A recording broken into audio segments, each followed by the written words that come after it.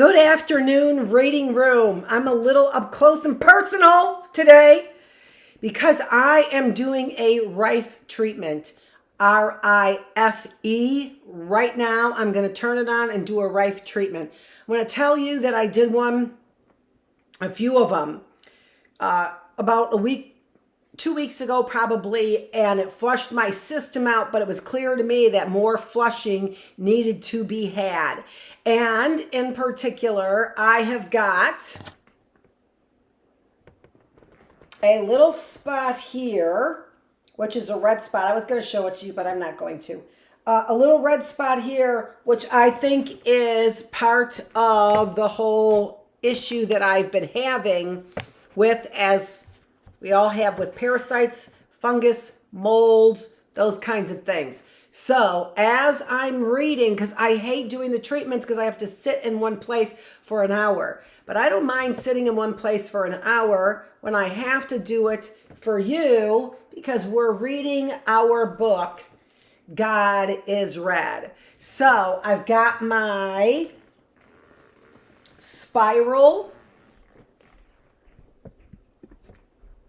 whatever you call this, spiral gyral that I have, and I'm putting it back here on my back because that's part of the intestinal tracts and my kidneys and all that kind of stuff. So that's where I'm releasing everything. So that's where I'm going to put it, is on my back. And I've got this up close and personal so that I can keep this all plugged in like it should be. And let's see what it looks like when we're online and running the program. Yeah, I started it. I did. It's running. You want to see it?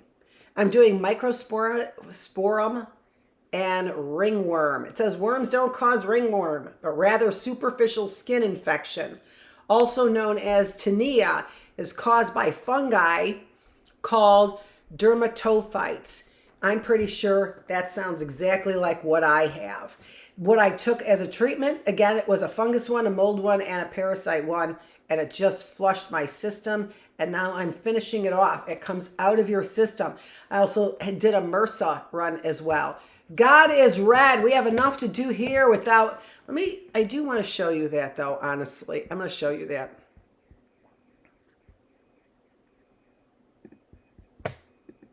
I said properties of DIY. Oh, that's not it. That's why.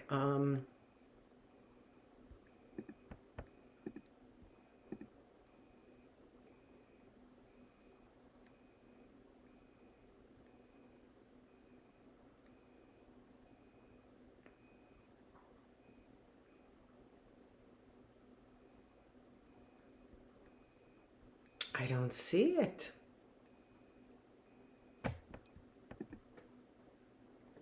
Oh, that was a bug. F100. That's what I've got to be looking for. Huh.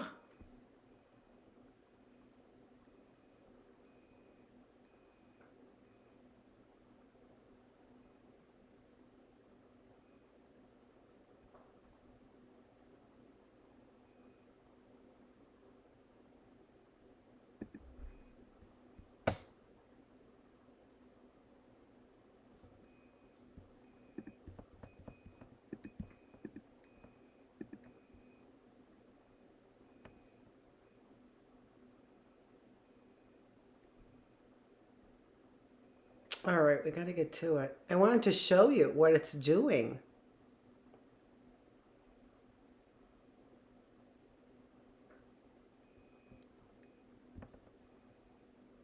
Oh, there it is.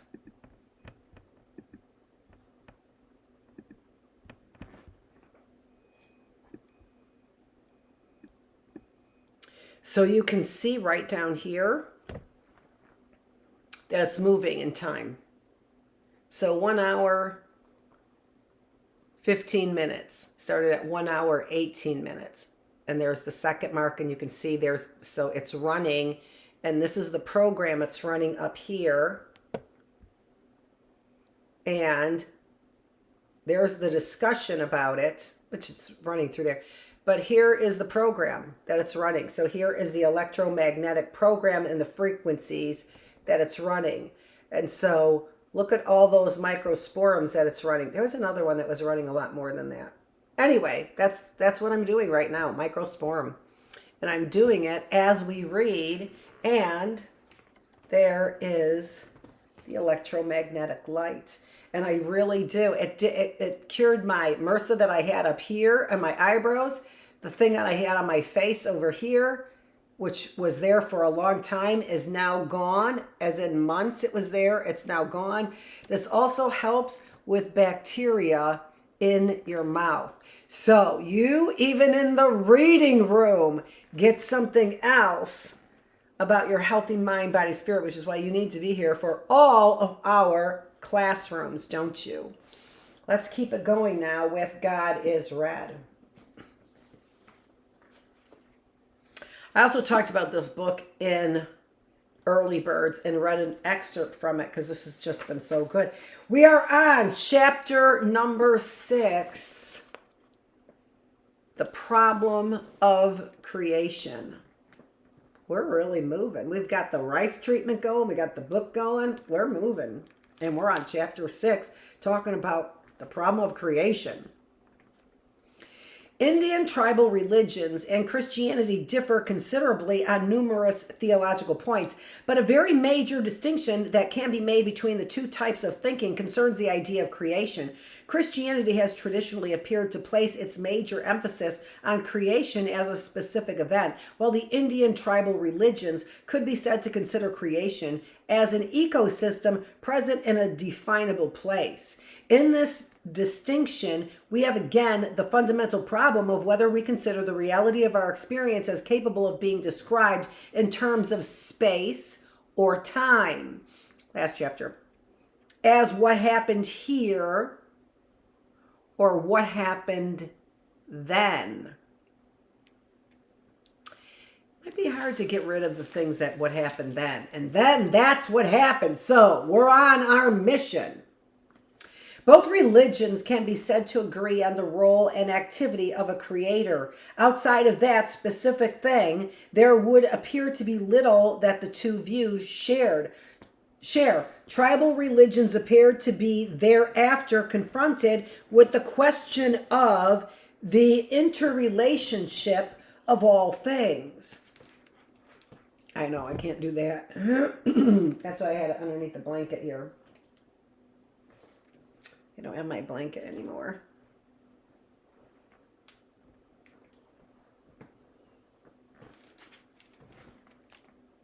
There, that's the way it's going to have to be.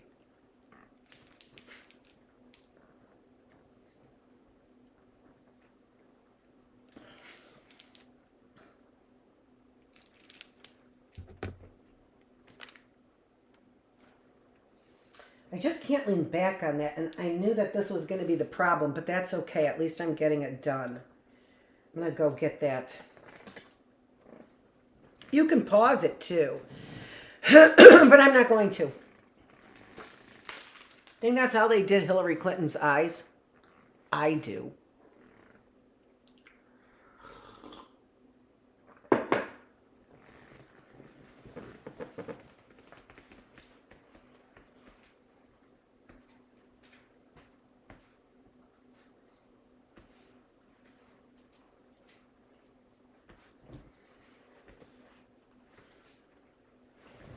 Hey, look, she exposed the device that they used for Hillary Clinton's eyes.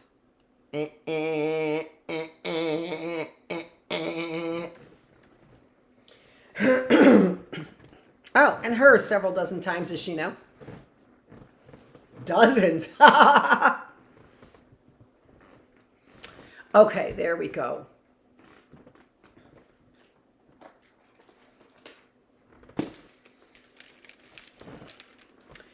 Both religions can be said to agree on the role and activity of a creator. Outside of that, no, we already said that. Tribal religions appear thereafter confronted with the question of the interrelationship of all things.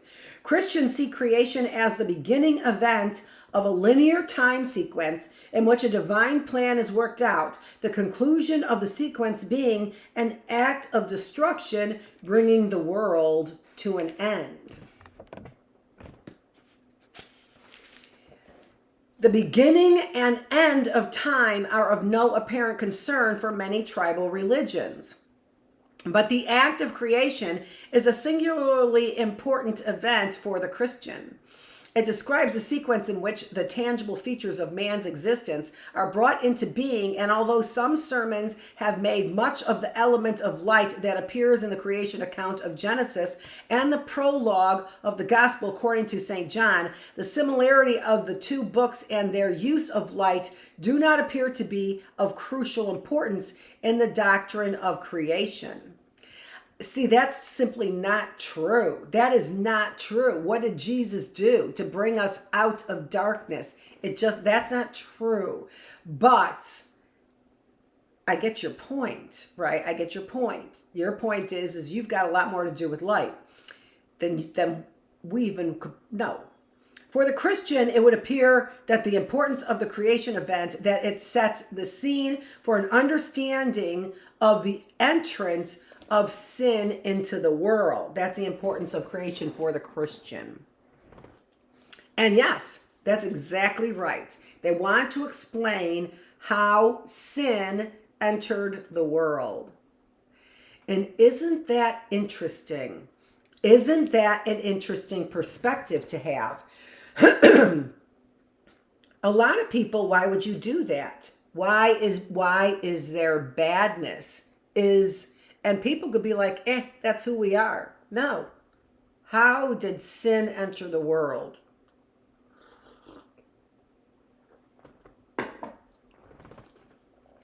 But also what enters there as well is, what do you call sinful then, right? May not be the same things I call sinful. Likely not, right? There we go. And we got it right on that spot.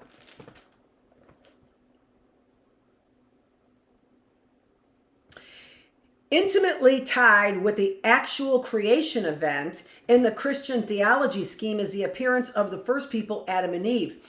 Now, this is also interesting too. So there was a need for some people to explain how we got here. Others, no, didn't matter. To some people, it mattered. How did we get here? They're made after the image of God, Adam and Eve.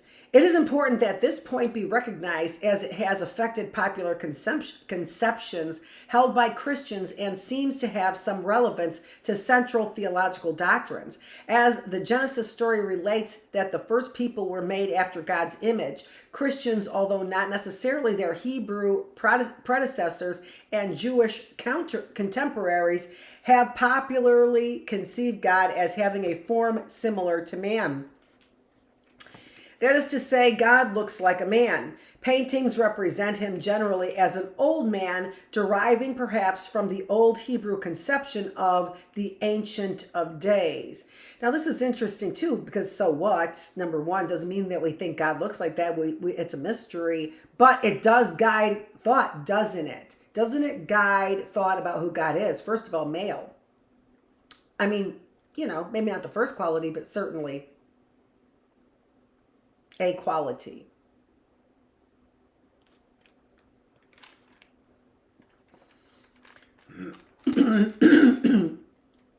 And Ancient of Days as well, another quality.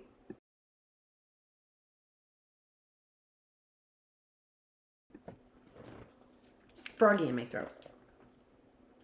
The first distinction between Indian tribal religions and Christianity would appear to be in the manner in which deity is popularly conceived. The overwhelming majority of American Indian tribal religions refuse to represent deity anthropomorphically, like a person. To be sure, many tribes use the term grandfather when praying to God, but there was no effort to use that concept as the basis for a theological doctrine by which a series of complex relationships and related doctrines could be developed. We're going to have a relationship with our God. You might not be able to, but our God really can relate to us because we were made in his image. While there was an acknowledgement of the Great Spirit that the Great Spirit has some resemblance to the role of a grandfather in the tribal society, there was no great demand to have a personal relationship with the Great Spirit in the same manner as popular Christianity has emphasized personal relationships with God. And then therefore, feeling you're the chosen people that have a relationship with God could be through, papal infallibility all the way down to white supremacists or witchcraft or energy whores.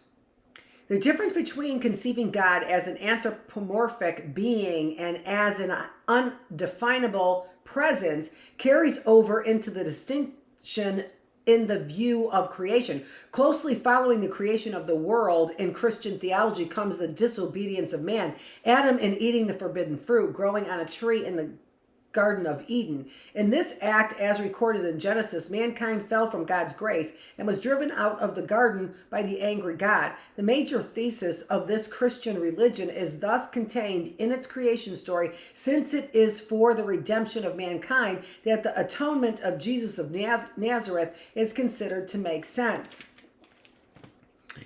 And other religions might not feel that human nature needs to be atoned for. Maybe they feel like ants and squirrels are cool. They don't need to atone for their, sometimes, animal behavior or insect behavior. But if you translate that into human beings, you're talking about going against nature to destroy other human beings. Do you see what I mean?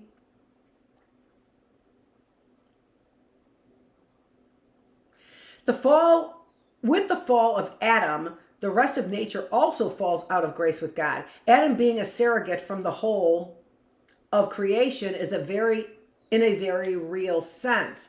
Yeah, from one man, one sin, from one man, redemption.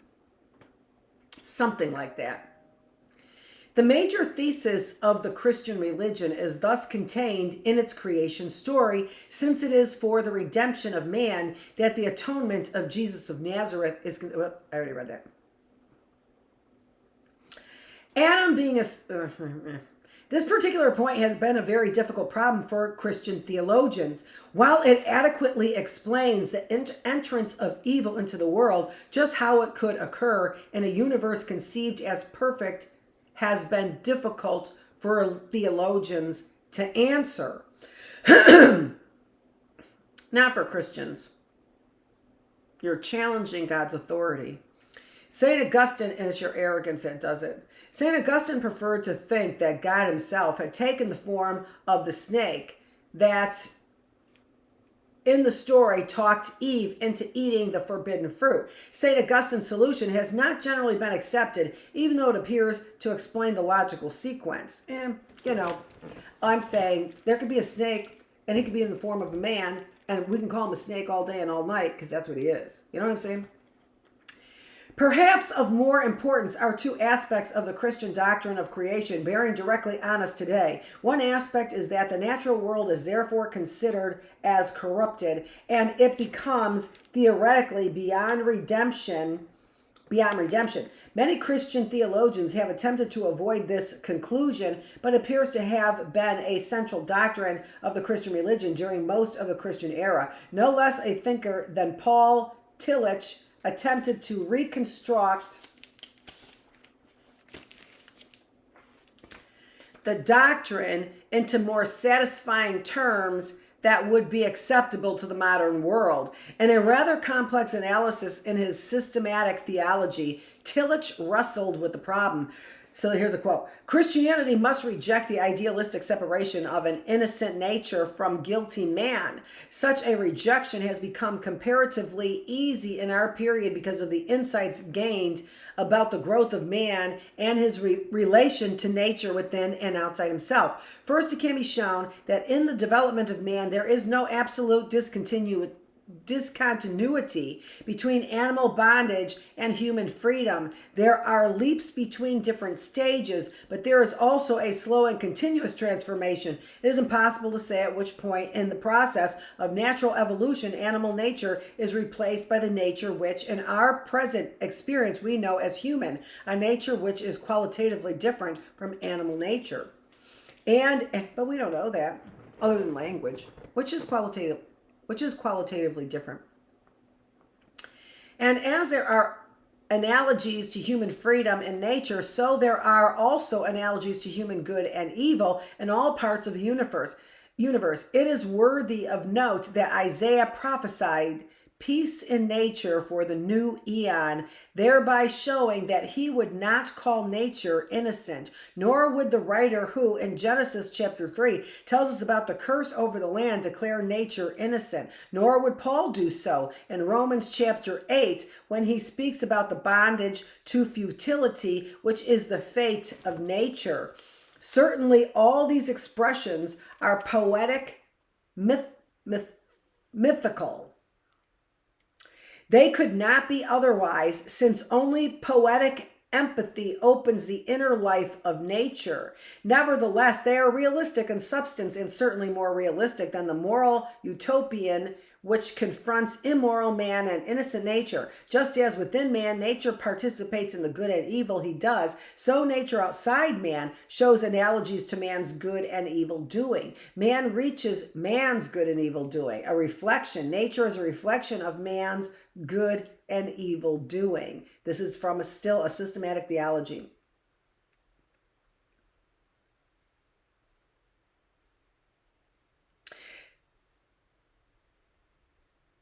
Man reaches into nature as nature reaches into man. They participate in each other and cannot be separated from each other. This makes it possible and necessary to use the term fallen world and to apply the concept of existence in contrast to essence to the universe as well as man.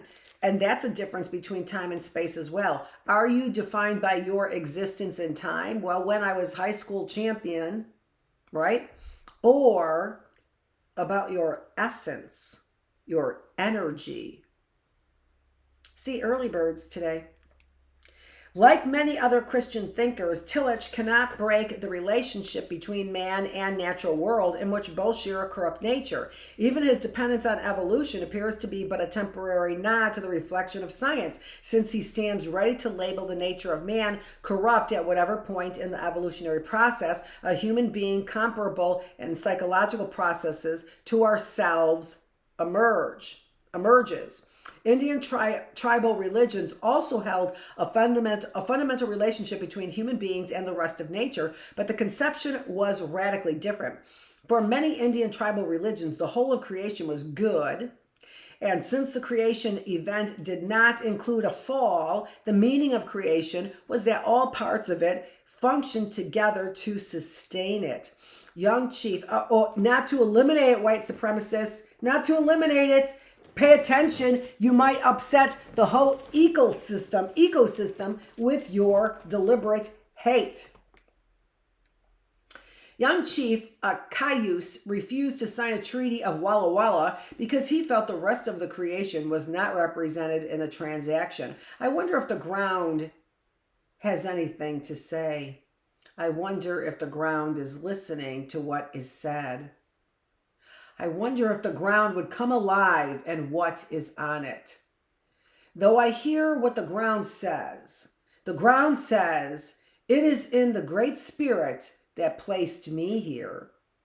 The Great Spirit tells me to take care of the Indians, to feed them aright. The Great Spirit appointed the roots to feed the Indians on. The system says the same thing. The Great Spirit directs me, feed the Indians well. The grass says the same thing, feed the Indians well. The groundwater and grass say, the Great Spirit has given us our names. We have these names and hold these names. The ground says, the Great Spirit placed me here to produce all that grows on me, trees and fruit. The same way the ground says, it was from me man was made. From dust you were made, and from dust you shall return. And what do they pick up? They pick up the soil of the earth. The Great Spirit, in placing men on earth, desired them to take good care of the ground and to do each other no harm. Because we get our sustenance from our food, and you're fucking poisoning our seeds, you assholes.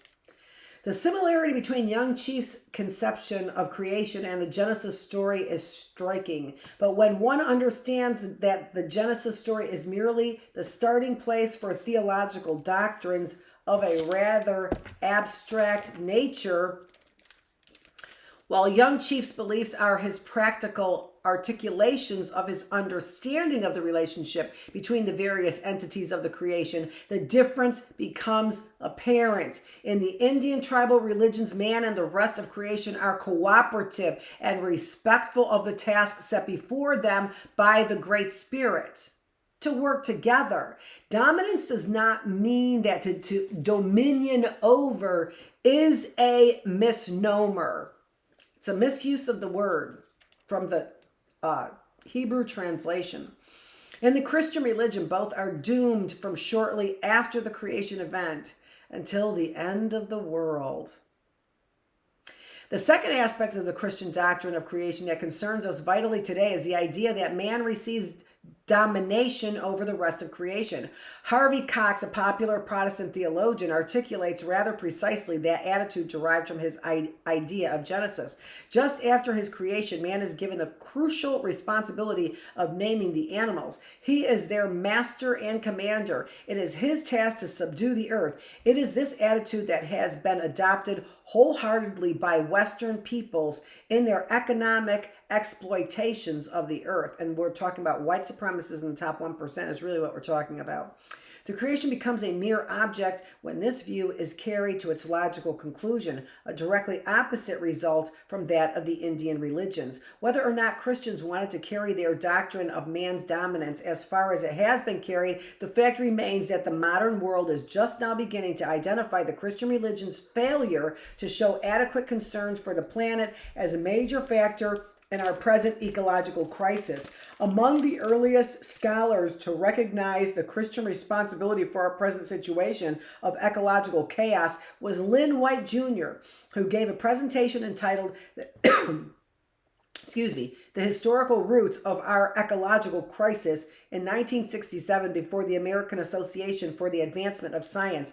White presented the same previously discussed criticism of Christian theology, emphasizing the tendency of Christian religion to downgrade the natural world and its life forms in favor of the supernatural world of the Christian post-judgment world of eternal life. But he was extremely kind for a man who had his intellectual arguments honed so fine that he could have gone for the jugular vein had he wanted. White proposed that St. Francis be made the ecological saint. A number of Christians appear to be taking up White's thesis, and one frequently hears arguments that St. Francis represents the true Christian tradition. The Franciscan tradition is not a major theme of either Christian or Western thought. However, it would appear as if advocating St. Francis as a patron of the Christian attitude toward creation is not only historically late, but uncertain. White's thesis proved unbearable to the Dr. Rene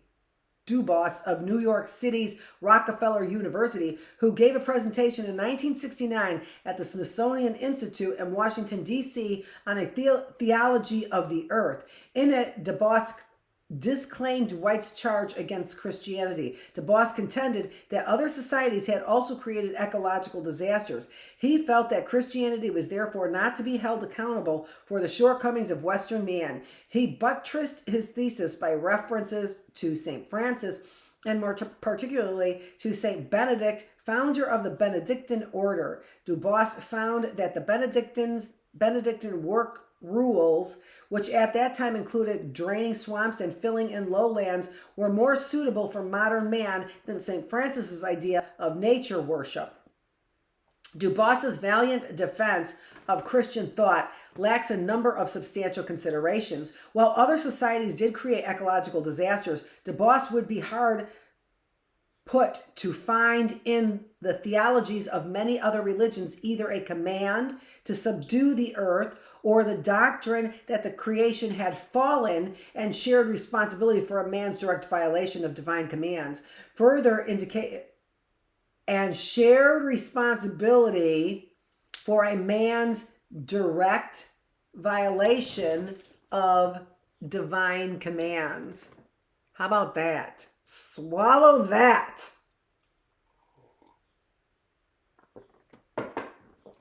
Think about it.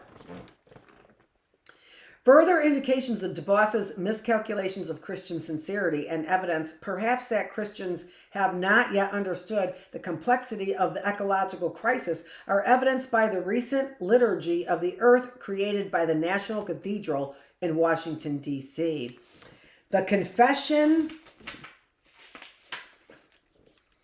used in this liturgy exemplifies the extent to which even aware Christians have misunderstood the seriousness of the ecological problem. So here's the quote. Lord God, we say here in your presence and before each other that we, both individually and collectively, have not been good stewards of your earth. We have fouled the air, spoiled the water, poisoned the land, and by these acts have greatly hurt each other. We know now that this has and will cost us, and for these and all other sins, we are truly sorry. Give us, we pray, the strength and guidance to undo what we have done and grant us an inspiration for a new style of living. I think that's a nice prayer. I do. I think that's actually a beautiful prayer. Let's hear what our author thinks is missing. Even in this attempt to bring religious sensitivity to the problem of ecological destruction, one can see the shallow understanding of the basis of the religious attitude that has been largely responsible for the crisis. No effort is made to begin a new theory of the meaning of creation. Indeed, and why would we? Well, I don't need a new meaning of creation. What I need to do is ask God to help inspire me and then recognize his inspiration. That's what I do.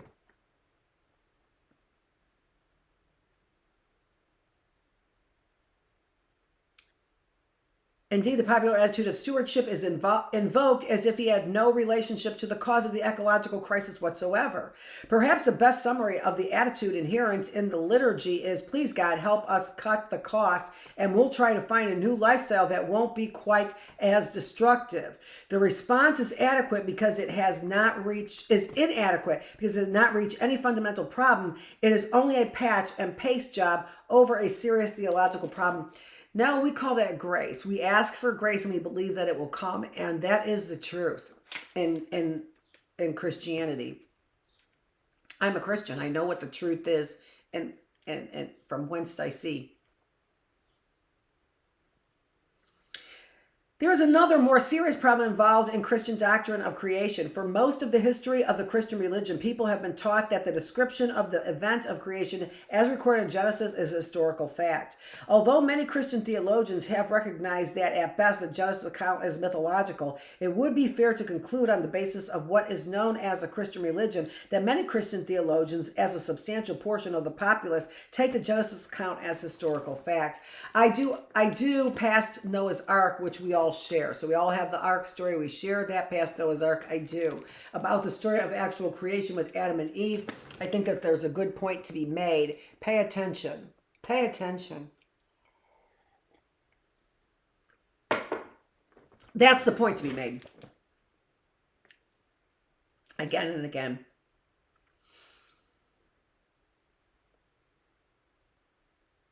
For most of the history of the Christian religion, people have been taught that the description of the event of creation as recorded in Genesis is a historical fact, although many Christian theologians have recognized. Did I already read that? I did, but...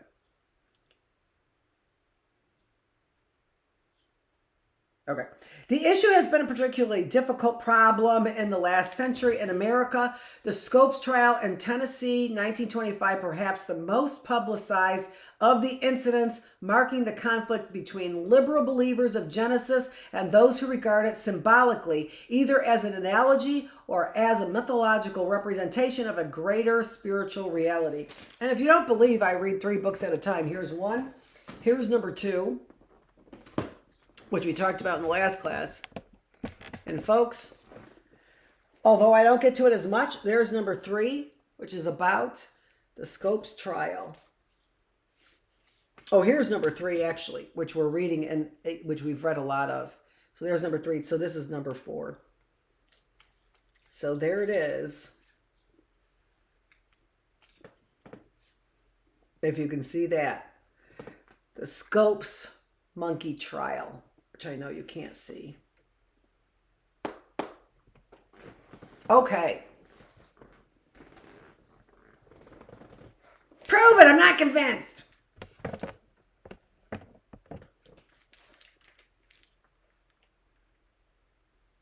The fact that people in a number of states, most prominently California, are presently petitioning their state legislatures to require the Genesis account of creation in school indicates that the desire of many Christians is to believe in spirit of the evidence, not because of it.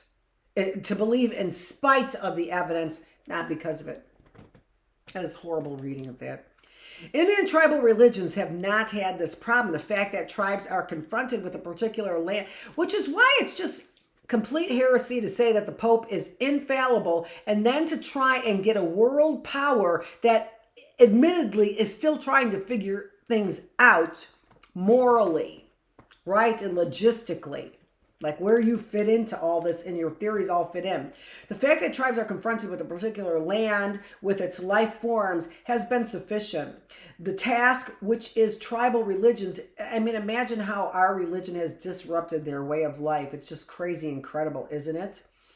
The fact that tribes are confronted with a particular land with its life forms has been sufficient for them. They don't need a story of creation or anything else to figure out. Interesting.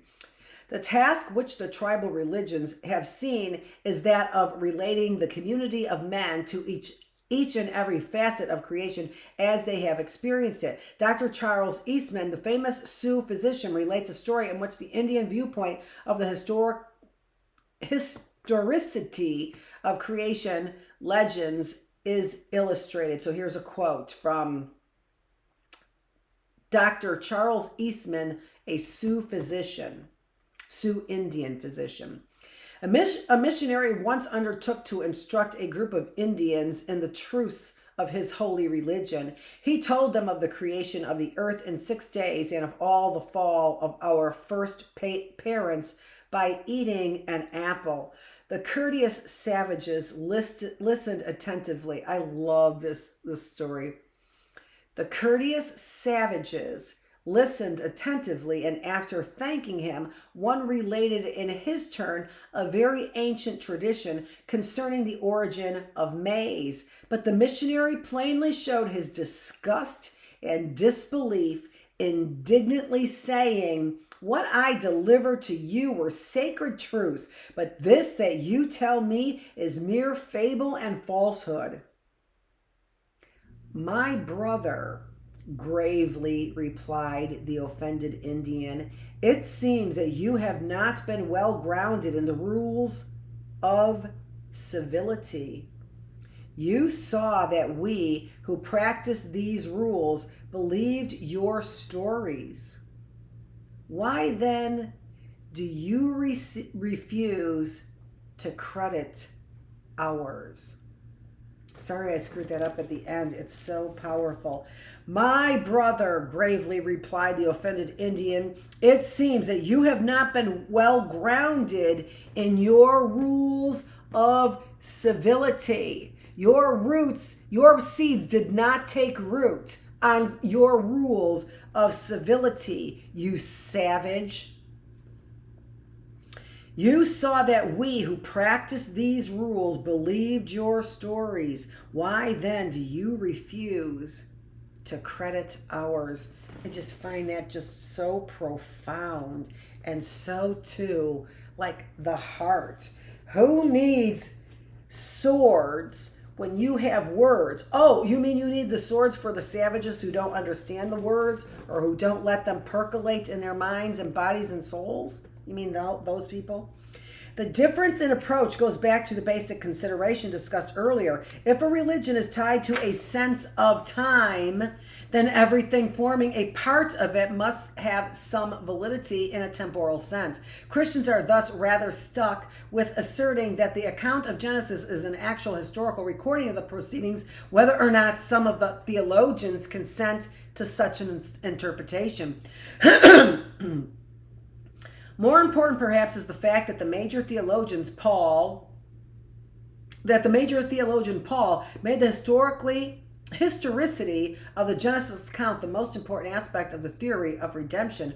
Paul's theory has formed a major part of the Christian teachings, and while some of the Christian sects would not agree with everything Paul wrote, he is not an insignificant figure in Christian history. Paul writes in Romans, "Sin, you see, was in the world long before the law, though I suppose, technically speaking, it was not sin where there was no law to define it. Nevertheless, death, the complement of sin, held sway over mankind from Adam to Moses, even over those whose sin was quite unlike Adam's. Adam, the first man, corresponds to some degree to the man who was to come, but the gift of God through Christ is a very different matter from the account rendered through the sin of Adam.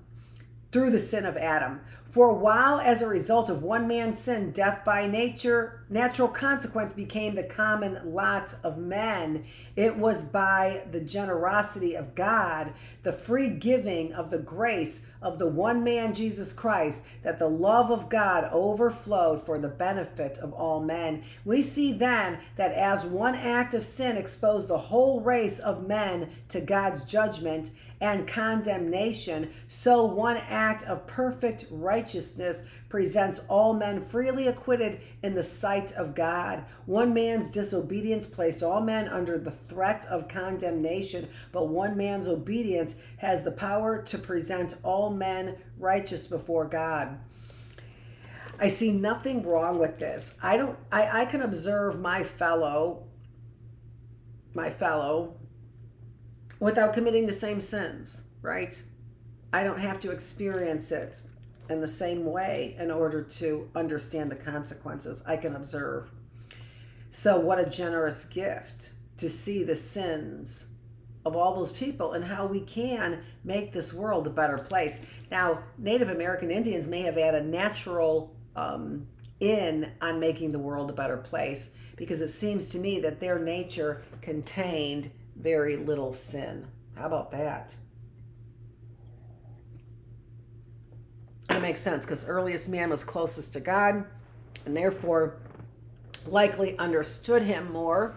As we get further and further away from God, I don't know, people who buried themselves in inner earth and came out white as a ghost, I don't know.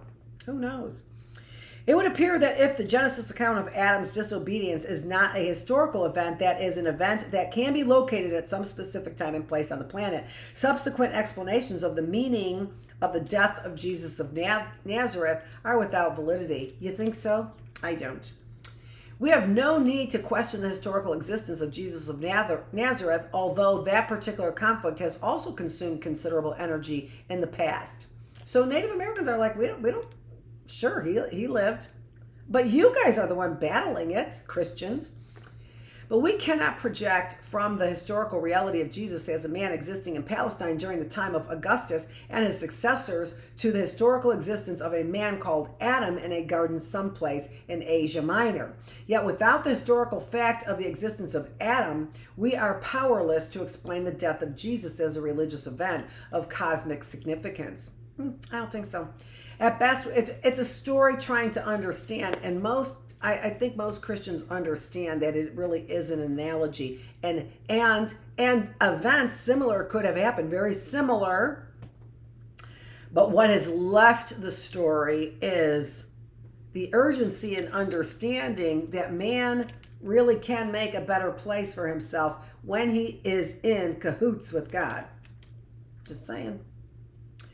At best, we can conclude that the Christian doctrine of creation has serious shortcomings. It is too often considered not simply as a historical event, but as the event that determined all other facts of our existence. It is bad enough to consider Genesis as a historical account in view of what we know today of the nature of our world. But when we consider that Genesis account places nature and non-human life systems in a polarity with us, tinged with evil and without hope of redemption except at the last judgment, the whole idea appears intolerable. That's not true either. My hope is not in the last judgment. My hope for redemption is certainly not in the last judgment. It's in all my behavior prior to that judgment. There are, to be sure, numerous accounts from the various tribal religions, traditions relating how an animal, bird, or reptile participated in a creation event. We have already seen how some Indian people regarded such stories and the lack of belief in the historical nature of the event. Within the tribal accounts is contained perhaps an even greater problem, the problem of origins of peoples and religions, which we shall take up in a later chapter. At no point, however, does any tribal religion insist that its particular version of the creation is an absolute historical recording of the creation event, or that the story necessarily leads to conclusions about mankind's good or evil nature. We do lead conclusions, but we don't necessarily believe that's an absolute historical event. There's no knowledge or proof of that where we have demonstrated like things like the flood. The relationships serving to form a unity of nature are of vastly more importance to most tribal religions. It is crucial to remember that when we turn from discussing the Christian concepts of the creation to those of the Indian tribal religions, we pass from using concepts in a temporal sense to the technique of using them in a spatial or given sense to what we can observe with a limited geographical and individual horizon. The Indian is confronted with a bountiful earth in which all things experienced have a role to fill. The task of the tribal religion, if such a religion can be said to have a task, is to determine the proper relationship that the people of the tribe must have with other things. Different words, but no different. We all have a purpose, and that purpose really is a higher purpose. In order to serve that higher purpose, we need to be geared to behave in ways that are higher, not of this earth. Same thing. Just a misunderstanding of the fullness of Bible scripture.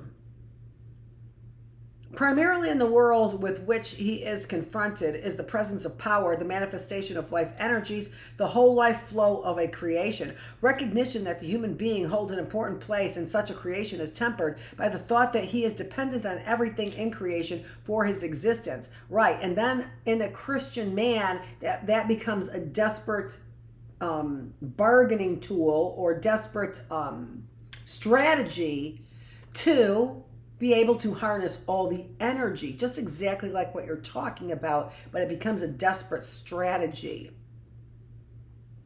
There is not, therefore, that determined cause which Harvey Cox projects to subdue the earth and its living things. Instead, the awareness of the meaning of life comes from observing, and that really is about a dominance over yourself, a self-control is what that's about. Those laws are not about dominance over the Those 10 commandments have nothing to do with dominate. Nothing to do with dominating, right? So and really, if any Christian were to say, what's the crux of your belief? One of the first 10 things would be the 10 commandments.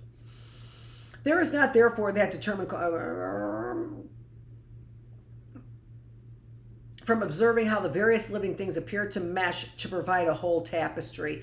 Each form of life has its own purpose, and that's not true either. I mean, as a very young Christian, we learned about the body of Christ and how the body cannot function without other parts of the body. So see, there really is a depth and belief that what Christians have done was documented in time to be able to get an essence of living scripture, a living Bible. It really needs to be understood differently. But I appreciate the attempt, and more importantly, the attempt to help me get to see your belief system.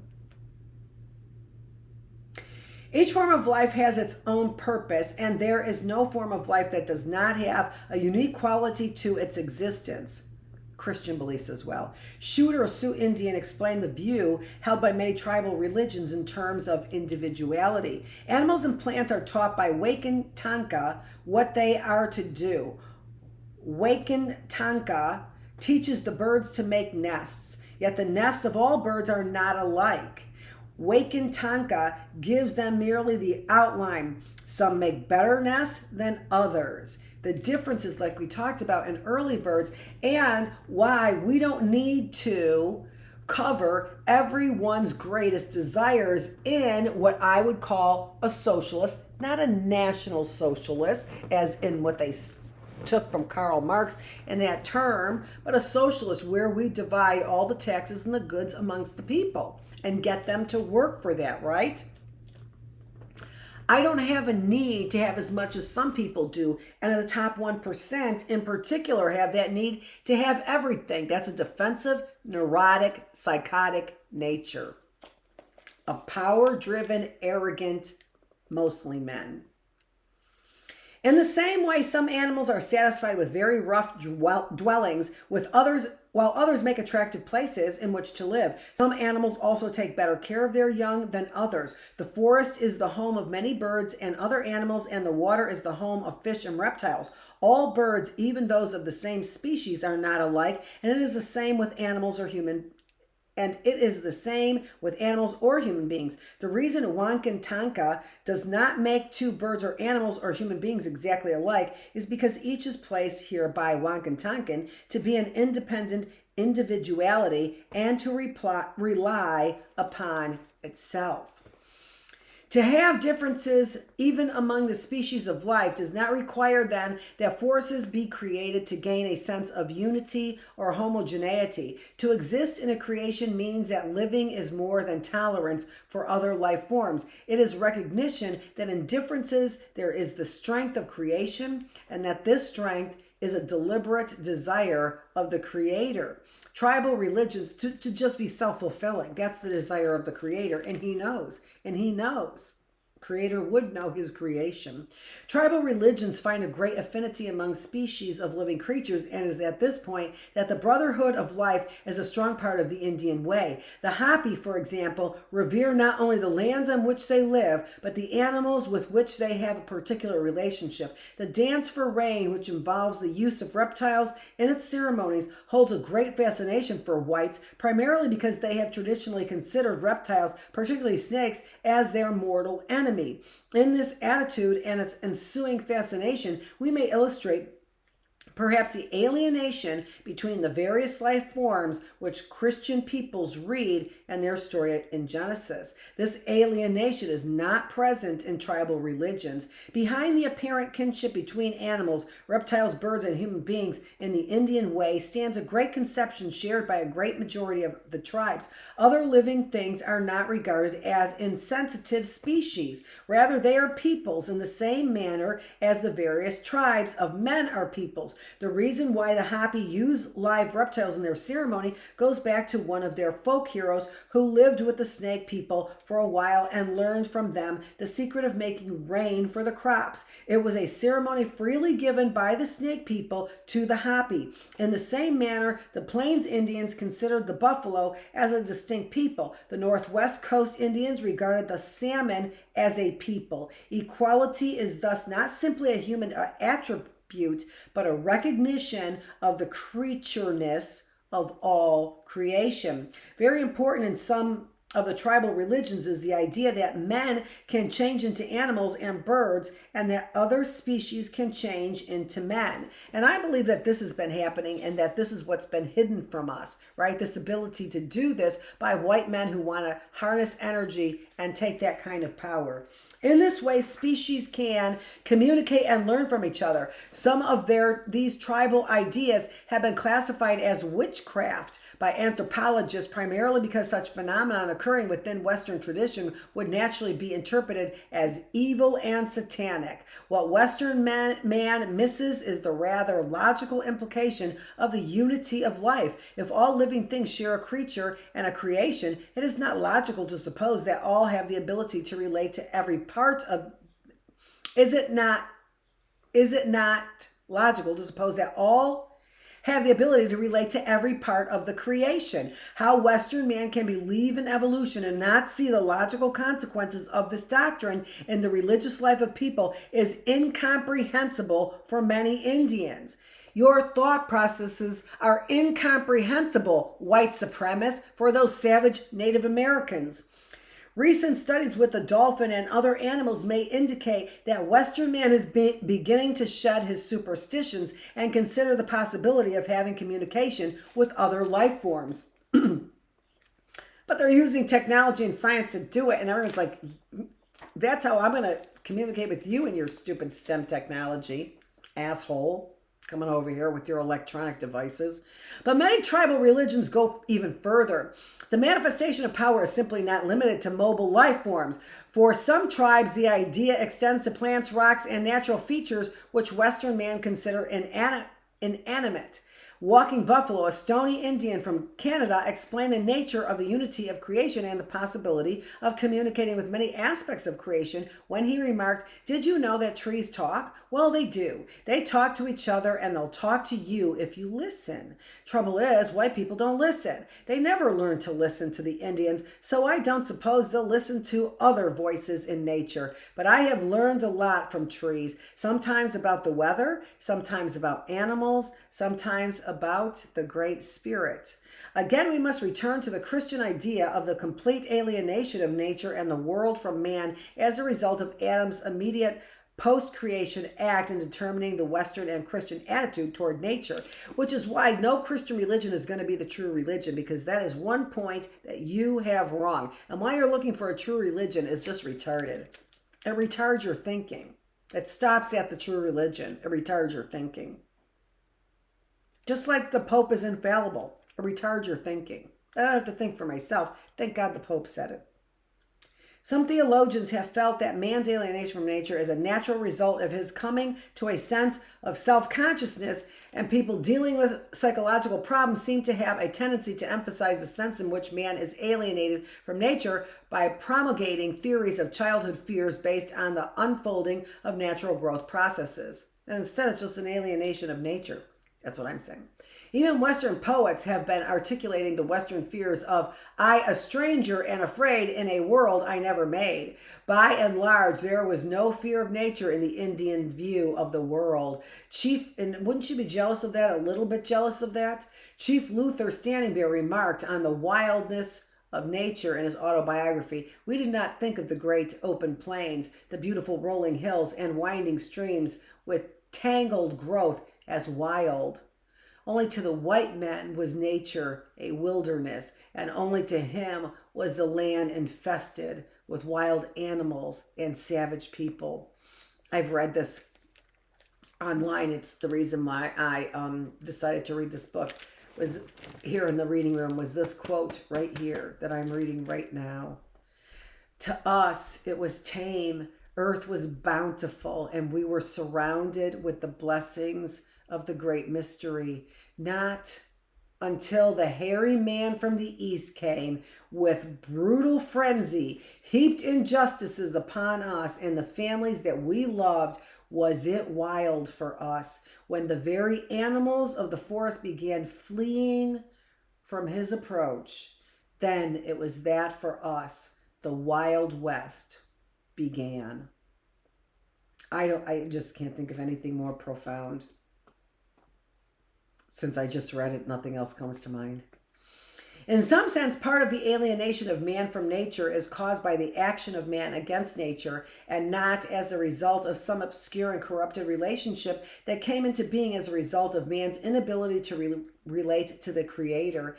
Oh no, it did for white man, his total inability to relate. Don't you understand? His total inability to relate.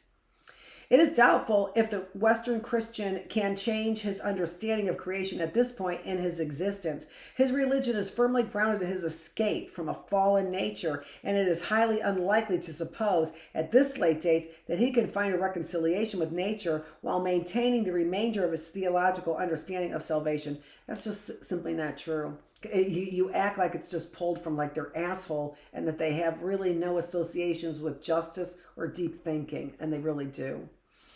We have one final subject to cover with respect to the creation, whether it be considered as a specific event or as a basically unexplainable given that need not really be explained. Certain empirical data exists today that was unavailable to mankind when tribal religions and Christianity originated. Modern science has a large part pierced the veil of nature. We are becoming increasingly aware of some of the basic processes of the universe to a much greater degree than we have ever done. With the explanation of the atomic bomb, mankind moved far beyond the speculations of earlier science and philosophy. It may be yet too soon to conclude that our science can determine everything about the universe, yet the possibility of almost instantaneous destruction through misuse of science should indicate that we are fairly close to describing in a rough manner how the universe works. Our further question, therefore, should concern how religious statements are to be made, which are either broad enough or specific enough to parallel what we are discovering in nature through scientific experiments. Christian theology has traditionally fluctuated between the philosophical views of Plato and Aristotle.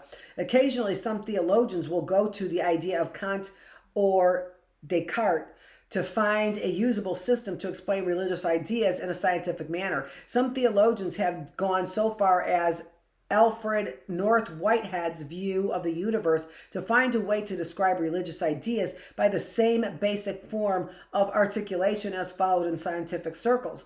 Which religious atmosphere, Christian or Indian, would appear to be more compatible with contemporary scientific ideas? The question may appear absurd, but it has the highest relevance for a number of reasons. First, we must determine on what basis religious ideas are considered to be mere superstitions, and on what basis religious ideas are said to be either valid or possible in the world in which we live. Indian dances for rain, for example, were said to be mere superstitions.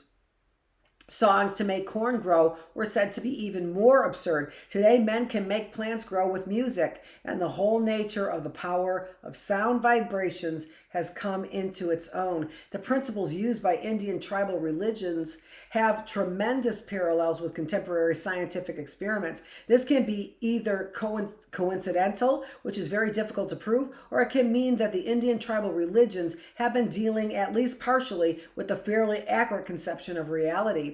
The second reason for determining compatibility with religion and science is to lay the groundwork for bringing our view of the world back to a unified whole, if it at all possible. The competition between ministers and psychoanalysts, for example, to determine the sense of spiritual or psychological infirmity, in effect promotes two distinct views of reality. As Karl Heim relates in his incisive book, Christian Faith and Natural Science, in cases of physiologically conditioned depression in which the religious responses are often involved, modern medicine applies with great success the electric shock treatment, passing an electric current through leads placed in contact with the patient's temples. These are often people who, in their state of depression, also despaired of their spiritual salvation, who were a prey, in other words, to what has been called in theological literature certainty of damnation. And lo and behold, what the minister of religion had tried in vain to achieve with confronting exhortations and encouraging words from the Bible and the Catechism has now been accomplished by the electric current. The depression has gone, and the patient not only faces his life with new courage, but is filled with a joyful belief in God's forgiveness and in his own eternal salvation. It would thus appear that unless some new effort in the field of religion is made to provide a more realistic understanding of the universe, there may be no solution to men's problems except manipulation by artificial means. And the 1984 solution, which we all dread. The Indian tribal religion would probably suggest that the unity of life is manifested in the existence of a tribal community, for it is only in the tribal community that any Indian religions have relevance. James Jeans, in his book physics and philosophy suggest a more profound view of nature lies in the concept of community. Space and time are inhabited by distinct individuals, but when we pass beyond space and time, from the world of phenomena toward reality, individuality is replaced by community. When we pass beyond space and time, they, separate individuals, may perhaps form ingredients of a single continuous stream of life. What an amazing concept, right? The parallel with conceptions of the basic unity of existence held by American Indian tribal religions is striking. If the nature of the world is a single continuous stream of life, there is no reason to reject the idea that one can learn to hear the trees talk. It would be strange if they did not have the power to communicate. R.G. Collingsworth, in The Idea of Nature, attempts to sketch out Alexander's cosmology as it applies to a whole continuum of life. In the physical world, before the emergence of life, there are already various orders of being, each consisting of a pattern composed of elements belonging to the order next below it. Point instants form a pattern, which is the electron having physical qualities. Electrons form an atom having higher chemical qualities of a new and higher order. Molecules, like those of air, form wave patterns having sonority, and so on. Living organisms in their turn are patterns whose elements are bits of matter. In themselves, these bits of matter are inorganic. It is only the whole pattern which they compose that is alive, and its life is a time aspect or rhythm process of its material parts. We apparently have order and orders. We have time, but a time that is not a universal value, only a time internal to the complex relationships themselves. Above all, we have no disruption of the unity of the creation, only a variation on a general theme. If there is anything to the similarity of things, it is that a sense of alienation does not exist at a significant level that we can take as fundamental. In conclusion, we have the rather startling statement of Alfred North Whitehead about the nature of God. Not only does God, primordial nature, arrange the eternal objects, he also makes them available for use by other actual entities. This is God's function as the principal concretion. Again, we are dealing with the complexity of relationships in which no particular object is given primacy over any other object or entity. While Whitehead cannot be said to be the last word on either theology or science, he is not an inconsiderable figure in Western thought, and even he goes beyond traditional Western religious thinking in an effort to find more compatible ideas for consideration. And this is what they hate about liberal people, right? Why they want to destroy liberal people. They want to destroy these ideas. The important thing is not an attempt to show that either Indian tribal religions or Christianity prefigured contemporary science, modern concern for ecological sanity, or a startlingly new idea of what the universe might eventually be. Rather, we should find what religious ideas can credibly encompass the broken field of both our thoughts and actions. We must show, and so it's not a purpose of finding a true religion. You assholes, you don't have it. Haven't you figured that out? You don't effing have it, for Christ's sake. It's about working together to find truth and the best answers. In this sense, American Indian tribal religions certainly appear to be more at home with the modern world than Christian ideas and Western man's traditional religious concepts. Here, I didn't read this. Let me see. Rather, we should find what religious ideas can be credible. Anyway, we must show that religious ideas are at least not tied to any particular view of man, nature, or the relationship of man. It's not tied. You don't have the fucking religious right, you assholes.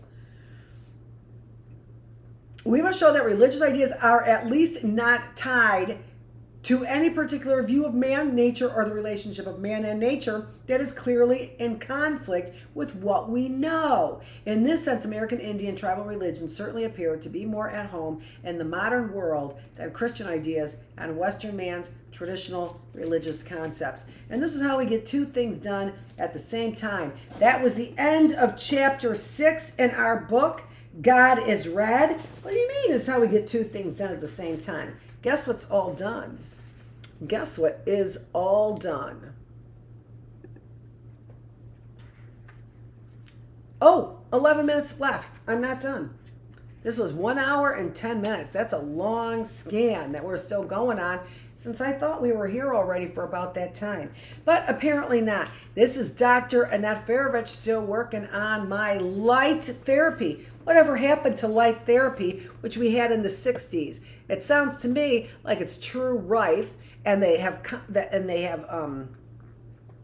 complemented light therapy with electromagnetic therapy, and I'm here to tell you it works for getting rid of all those things in your body that are foreign, including parasites and are parasitic. Parasites, fungus, mold. This is Dr. Annette Feravich. God is Red, and we are working with nature using electromagnetic therapy, not against nature using pharmaceutical poisons, which God knows why they're legal. Who knows why they're legal? Oh yeah, because you need a prescription from a doctor. Cha-ching!